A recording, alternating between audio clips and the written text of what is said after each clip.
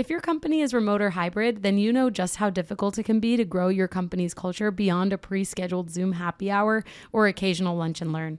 Well, this week's sponsor is here to solve that. They're called CultureBot. CultureBot has devised what will likely become the gold standard for growing and blossoming a company culture inside of Slack. The app is like a sidekick for any HR or people professional, automating a lot of the mundane tasks you probably are forgetting to do on a daily basis. Things like birthday and work anniversary celebrations, team shoutouts and kudos, employee introductions, and remote games. It even has health and wellness tips and conversation starters. If that piques your interest, this will get you even more excited. Today, I'm able to share a special promotion for listeners of the podcast. You can get your first 6 months of CultureBot for 50% off. Plus, if your team is under 25 employees, CultureBot is free forever. So if you're looking for a way to create a culture of appreciation and drive increased engagement and togetherness across your team, I definitely recommend checking out CultureBot. Go to getculturebot.com/humanhr. That's getculturebot.com/humanhr to get the offer. Plus, I've added the link in the show notes so you can just click right there. Now, let's get back to the podcast. Welcome to the Bringing the Human Back to Human Resources podcast. I'm Tracy Chernoff, and I've spent my entire professional career in HR. Each week, we'll explore the delicate balance between people and business with the aim to reconnect the two and create meaningful outcomes. Listen in as I share my own experiences, challenge the status quo, and chat with guests from various industries about our mission to bring the human back to human resources. Hey everyone, welcome back to the podcast. Thank you so much for being here for another week. This week I'm going to do a little bit of a topic discussion, but also a Q&A. Because I've received a couple emails that I want to make sure that I get to and that I'm responding to through the podcast. So, and thank you for your emails, for asking some really good questions. So first of all, I want to talk about the 4-day work week. The last time I really talked about this in an episode was back in 2021, before any trials were done, before, companies decided that they were going to start implementing. And, if you are on LinkedIn and you're in the know, so to speak, then you probably already saw that Bloomberg released an article that was titled World's Largest 4-Day Workweek Trial Finds Few Are Going Back. And it was about the trial that was done in the UK where 61 organizations, which was roughly almost 3,000 employees, voluntarily adopted truncated work from June to December in 2022. And basically, these 61 organizations tried essentially this 4-day work week. Of these 61 organizations, only 3 organizations decided to pause the experiment, and 2 are considering or still considering shorter hours, which is in this data that was released last week. And actually, by the time you listen to this, this is now 2 weeks prior. So February 20th is when the article came out. And basically, of these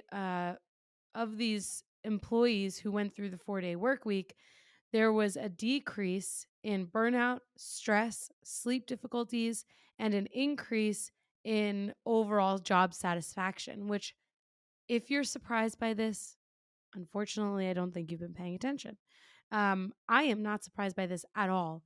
I think what's really interesting is, and I guess this is also an important piece to clarify. So in this trial, just to be really specific, of the 61 companies in the UK that participated, they basically had the employees work 34 hours a week, and they did not reduce, their salary. Their salary was the same. And again, there was a report on lower stress and better health. None of the near 3,000 participants said that they wanted to go back to 5 days. None of them. All 2,900 participants wanted to stay at 4 days per week. 15% of that population said that they would not go back regardless of any amount of money offered to them. That's like really, really, really impactful statistics, or those are really impactful statistics, because when you think about what companies are always talking about, it's like, if you're providing this amazing environment and great pay, people will be happy.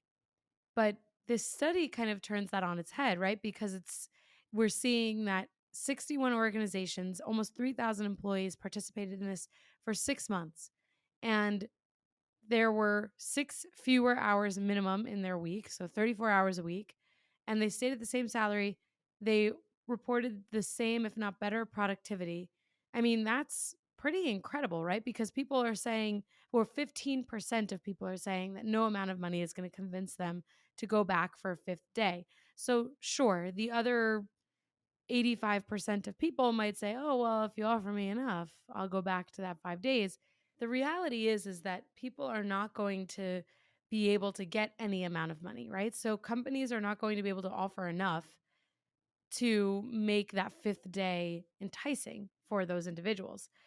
And to give you a little bit more context here, in the report, organizational revenue was up 35% from a year prior and rose by 1.4% during the trial.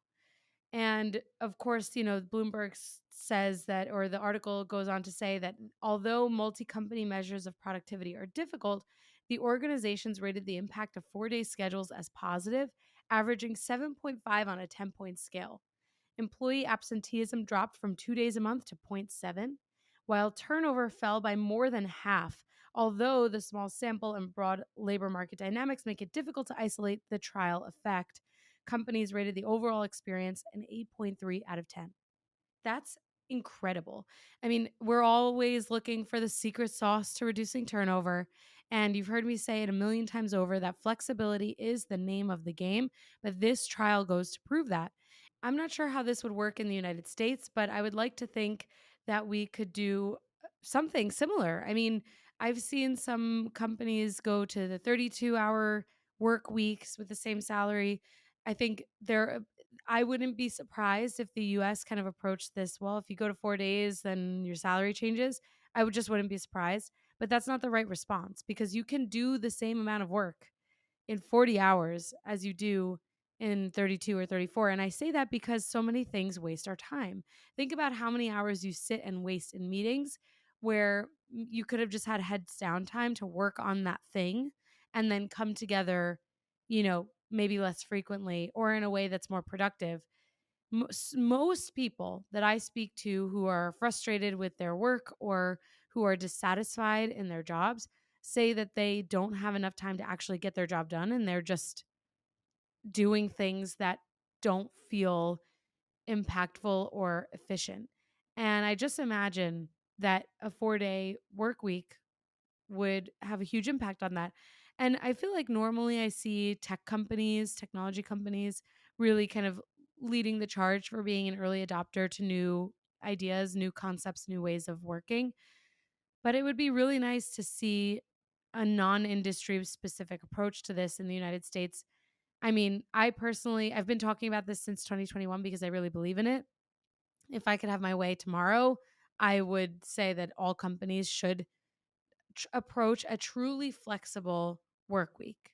And it might sound like crazy progressive to say this, but if we are hiring people that we've invested in, that we have to trust, that we are instilling putting our trust in, then really why should we say that someone can't work whatever schedule they want? Some people might want to work over weekends, or some people might want to work just Monday, Tuesday, and then Thursday. I don't know. Maybe it's unrealistic for most industries and for most companies, but in reality, my point is not to say that people should work whatever the schedule they want, but instead that they should have autonomy and self-determination over their schedules. So instead of saying, okay, you work Monday to Friday 9 to 5, remote or in person, whatever, like some people are taking flexibility only to the place in which someone is working, but not taking it to the next level of like the timing in which they're working. So if we take it to that next level for the timing purposes, who's to say we couldn't say, there are certain points in the day, like a typical business is going to operate between like the hours of 8 and 6. So there might be things that come up that you will need to be present for, but the rest of your day is yours. You need to figure out how to get your work done, whatever that means to you. If I'm paying someone to work for my company, I need to be able to trust them. And if I can't trust them to work and do the job when the job needs to be done, then why am I hiring them, right? And of course, there's always going to be that 10% of people or whatever the statistic is for those who are not meeting expectations and you have to manage them. And it could be made harder when things are really flexible. I get that. But I'm not saying to flush the format completely. I'm saying we need to embrace more flexibility. And of course, I can't forget my roots. I mean, I come from retail, right? This type of flexibility might seem really hard, but actually, it's not. It's just through technology that we're able to make flexibility more accessible. And it's through enabling people to have, the self determination over their schedules that will allow them to have true flexibility. Of course, in roles that are customer facing, where you can't necessarily control when a customer is working, you might not be able to have this same level of autonomy and flexibility. I get that. But when I think about like even my job or like an HR job, the job is already flexible because someone could call you at 10 o'clock at night because something, an emergency happened. And that's not 8 to 6, that's not 9 to 5, right? But it doesn't mean that you're not going to take the call. It doesn't mean that you're not going to, work at that time if it's what the job calls for. So I just think that companies really need to think about, okay, what can they control about flexibility? What can they influence about flexibility? And as we've seen in this trial, what companies can influence and control is the expectation around work, the expectation around when someone is showing up to complete a job that they've been hired to do. So, again, I'm not saying that all leaders will make this work. I'm not saying that all industries or all companies or all practices would be able to thrive in a fully 1000% flexible environment. But I do think that the 4-day work week could also make someone who has to, maybe a job that requires someone to be in person, 4-day work week could actually be much more interesting for them. So, in ways, I think that this actually enables flexibility for companies or industries that historically couldn't be very flexible. Like, I could imagine a world where retailers allowed their sales associates to pick how many days a week they wanted to work without a reduction in their pay, without a reduction in their benefits eligibility, without a reduction in their, you know, understood performance and things like that. I mean, I think it's really compelling. And actually, I'm going to have to find this study and I'll link it in the show notes if I can find it. And I'll link, of course, this article, as you guys know, in the show notes as well. I remember reading something, I think it was in 2022, about a retailer that adopted this 4-day work week approach in the US. I had to find this information because that's exactly what I'm trying to say. No one is forcing a hand here. There's no expectation that 4 days is more flexible or, a lack of business hours is more flexible. It kind of depends on what works for the business. But I mean, I would love a 4-day work week personally. I I feel like I've said it a million times over on this podcast that working 40 hours a week is unnecessary. If you're really being efficient and productive. And I can if I add up the hours that I spend during the day not working at my max capacity, not working super efficiently, like it probably would be that 6 hours, 6 to 8 hours. It probably would end up being that per week. Where if I knew I had Monday to Thursday or Tuesday to Friday or whatever that looks like, where I'm working that 4 days, I'm probably going to have uh, a much more productive week and an increase in that productivity. And I'm a pretty productive person. And I feel like most of you are probably feeling the same way. Maybe not. I think everyone works and does things differently, but you never know. Again, I think it depends on what we see as flexibility. To me, it's like you don't have to force a 4-day work week, but you can offer it.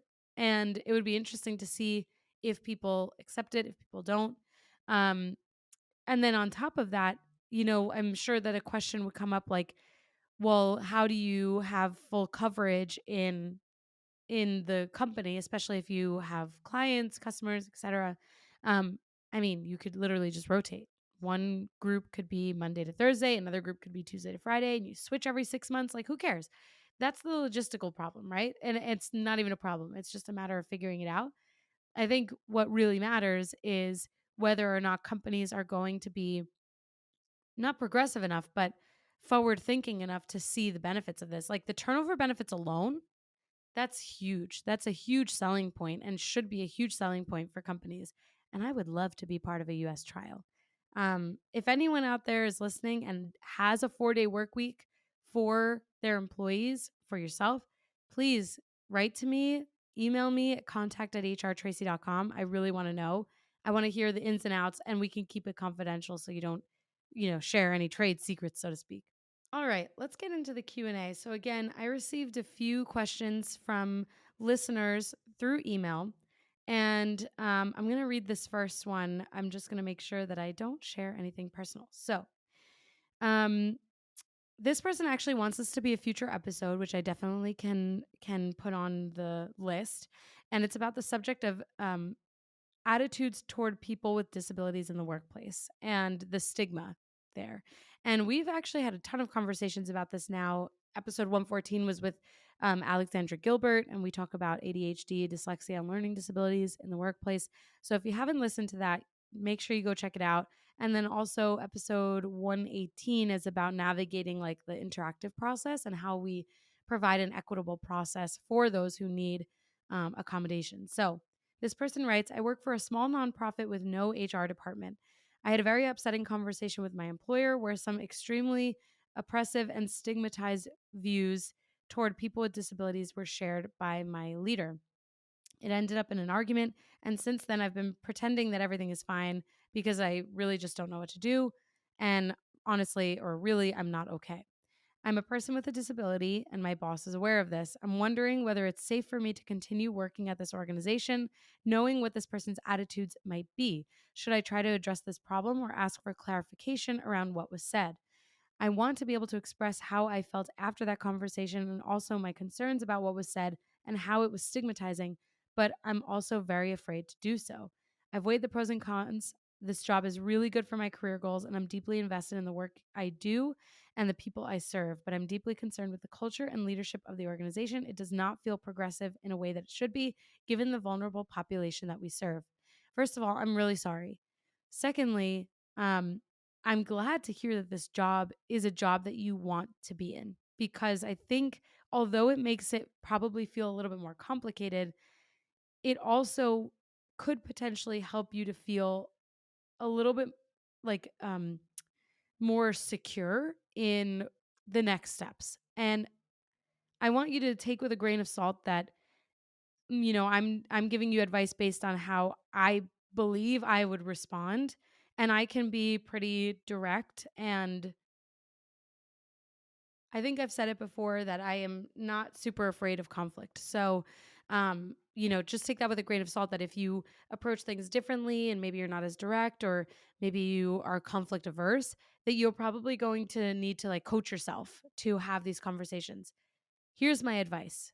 I think you should be really direct about how this whole thing made you feel and really specific as well. And I say this because I really believe that people say things that are, you know, based in stigmas or ignorant, or when people say things that are just absent of facts because they lack knowledge and information. I've experienced this personally on many different levels that impact me personally.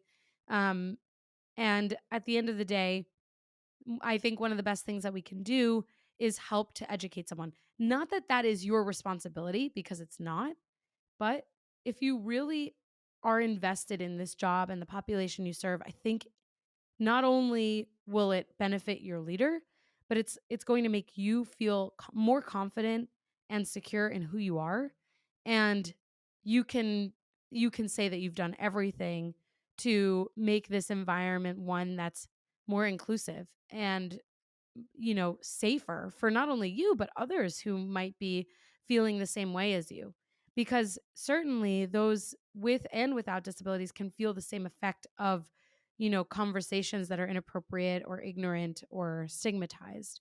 So I would really say to your leader how this made you feel, that you don't feel safe, that it made you feel really uncomfortable. And I don't know, maybe there's no HR department. I hear you. I hear you on this.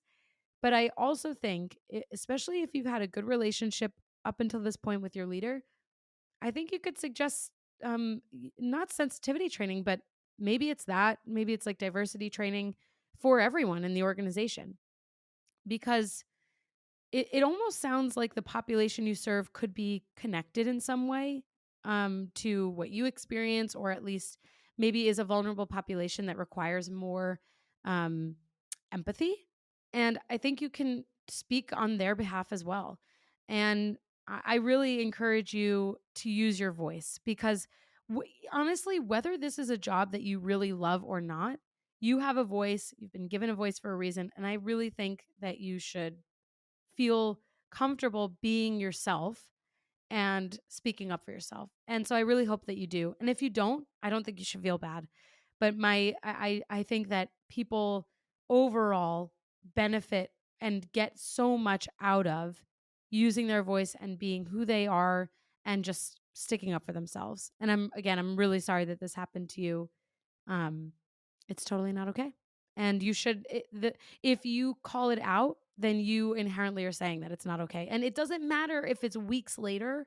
People will always say, "Oh, why didn't you bring this up in the moment?" Hello, I had to process. I mean, come on, get real. If your boss pushes back and says something like that, you can say, "Listen, I mean, put yourself in my shoes. Like, this is not an easy thing to talk about, and I honestly didn't know how I felt, and I needed time to process, and that shouldn't discredit what I'm bringing up now." So email me back. Let me know what you decide to do and how everything works out. Next question. I work in California as an HR specialist for an education conglomerate, let's say, or organization. I love the experience in empowering employees and your podcast. Thank you so much. Can you please provide me with additional examples on how to help my employees regarding when HR should step in? Also, do you have an HR cheat sheet or highlights for questions ranging from short-term, long-term disability, FMLA, sample interactive process forms, returning to working requirements, and a ton of other documents? Thanks in advance. So I don't have cheat sheets, but I can certainly make those. I'll have to put some thought into this. So thank you for the suggestion. I will see if any of the people that I'm connected with have documents as well. But let's get to your question first. So, examples for when and or how to help my employees regarding when HR should step in. It's hard, right? Because what we do is so gray. Everything that we kind of come in contact with is very, it's very much like I don't know, a spectrum. So sometimes it's based on the situation. And so I would say that in terms of examples for how to help your employees knowing to know when to step in, excuse me, I think it kind of comes down to building up their confidence. So if they're, coming to you for every single thing and they're like, "Oh, this happened with this person, this happened with this teacher," or what have you, I think you can start to use those conversations to say, "Hey, we've had a few situations like this. Here are the similarities, and you're coming to me because you recognize that there's probably some level at which we need to support."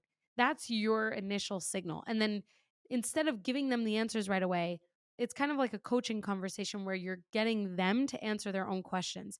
That is probably one of the best ways that you can help your employees to navigate when and how to step in, because then they start to think about the process themselves and they start to answer their own questions. And on top of that, I think you also could role play with your employees, whether it's through, your staff meeting or during a regular meeting that you have. Bring in examples of things that have come up recently and have everyone weigh in on it. That exposure where, maybe they haven't had exposure unless it was their specific example or circumstance, that exposure is going to give them an opportunity to train and hear a different perspective or a way to approach things before needing to, or before even coming across that themselves. So that would be my recommendation. It's honestly, it kind of just takes time.